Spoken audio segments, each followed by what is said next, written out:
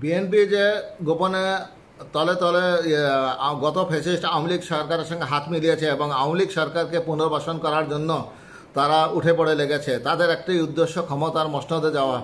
ভারতের গোয়েন্দা সংস্থা রর সহায়তায় বিএনপি আওয়ামী লীগকে পুনর্বাসনের সর্বোচ্চ চেষ্টা করছে। তারই একটি উদাহরণ আমরা আজকে দেখলাম। ঘাটাইলে বিএনপির ইফতার মাহফিলে আওয়ামী লীগ নেতা, সমালোচনার ঝড় বইছে এলাকা জুড়ে এবং দেশব্যাপী। ঘাটাইলে বিএনপির ইফতার মাহফিলে আওয়ামী লীগ নেতার উপস্থিতি নিয়ে দলের তৃণমূল নেতাকর্মীদের মধ্যে ব্যাপক ক্ষোভ ও সমালোচনা ঝড় বইছে। ঘাটাইল উপজেলা ও পৌর বিএনপি আয়োজিত ইফতার মাহফিল মঞ্চে আওয়ামী লীগ নেতা ও সাবেক পৌর মেয়র আব্দুর রশিদ মিয়ার উপস্থিতি নিয়ে তৃণমূলে ক্ষোভ ও হতাশা বিরাজ করছে।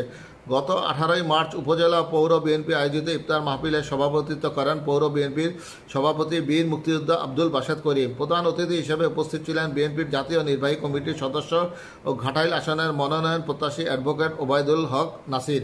বিশেষ অতিথি হিসেবে উপস্থিত ছিলেন ঘাটাইল পৌরসভার সাবেক মেয়র ও আওয়ামী লীগ নেতা বীর মুক্তিযোদ্ধা আব্দুর রশিদ মিয়া, উপজেলা বিএনপির সভাপতি সিরাজুল হক সানা সহ আরও অন্যান্য বিএনপি নেতৃবৃন্দ। জানা যায় 1978 সালে আব্দুর রশিদ মিয়া আওয়ামী লীগ থেকে বিএনপিতে যোগদান করেন। পরবর্তীতে আবার জাতীয় পার্টিতে যোগদান করেন। এরপর 2018 সালের নির্বাচনে তিনি কৃষক শ্রমিক জনতা লীগের আনুষ্ঠানিকভাবে যোগদান করে মনোনয়ন চান। মনোনয়ন না পেয়ে 2018 সালের ভোটারবিহীন নির্বাচনে তিনি সরাসরি আওয়ামী লীগের পক্ষে কাজ করেন ও নৌকায় ভোট প্রার্থনা করেন। পরবর্তীতে তিনি ঘাটাইল পৌরসভার মেয়র হয়ে আওয়ামী লীগের এমপি ও সভাপতির সাথে যোগসাজশ করে মেয়র পদটি ধরে রাখেন এবং আওয়ামী লীগের কাউন্সিলের সময় গোটা উপজেলা জুড়ে তিনি আওয়ামী লীগের নেতাদের ছবি সম্বলিত ফেস্টুন, ব্যানার ও তোরণ নির্মাণ করে ব্যাপক সমালোচনার মুখে পড়েন। কিন্তু গত 5 আগস্ট ছাত্র জনতার গণঅভ্যুত্থানে শেখ হাসিনা ক্ষমতাচ্যুত হলে আবারও বিএনপিতে ঢোকার চেষ্টা করছেন বলে দাবি বিএনপির একাংশের নেতাকর্মীদের। তারা বলছেন, বিএনপির নির্বাহী কমিটির সদস্য অ্যাডভোকেট ওবায়দুল হক নাসিরের